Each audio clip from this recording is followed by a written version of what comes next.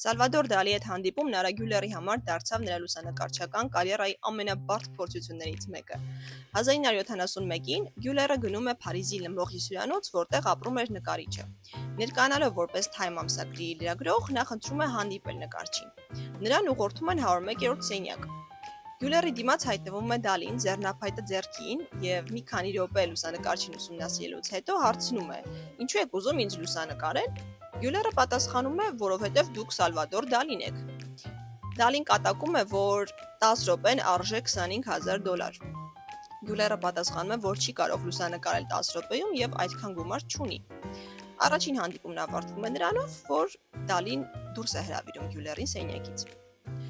Սակայն Գյուլերը չի հանձնվում։ Մի քանի օր անց նրանք կրկին հանդիպում են, բայց Դալին շարունակում է խաղալ իր կերպարը։ Անընդհատ փոխում է իր դիրքերը, կատակում է եւ լուսանկարիչ չի կարողանում որսալ այն կադրը, որը այդքան փնտրում էր։ Այս ամենը տևում է մոտ 1 ամիս եւ վերջապես Դալին Գյուլերին հրավիրում է վաղ առավոտյան հանդիպման։ Լուսանկարիչը գալիս է մտածելով, որ այս անգամ վերջապես կստանա իր կադրը, բայց հենց այդ պահին սենյակ են մտնում 3 այլ լրագրողներ։ Գյուլերն ասում է, որ չի պատրաստվում լուսանկարել, քանի նրանք այդտեղ են, կամ նրանք, կամ նա։ Եվ Դալին սկսում է խոսել տարբեր քիմիական բանաձևերից, որի արդյունքում լրագրողները չեն կարողանում շարունակել խոսակցությունը եւ հեռանում են։ Երբ սենյակում մնում են միայն երկուսով, վերջապես ստեղծվում է այն պահը, որին լուսանկարիչը այդքան սպասում էր։ Այդ հանդիպման ընթացքում արված լուսանկարները հետագայում դառնում են Դալիի ամենահայտնի լուսանկարներից մի քանիսը։